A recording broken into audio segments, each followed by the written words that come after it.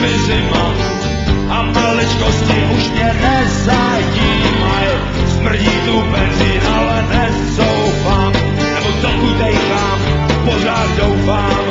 A tak jsem vděčnej za tu šanci, že přijde po životě ráj, kde ti suchou dobu daj a snad tam budou pěkný stromy a čistý záchody, to mám rád.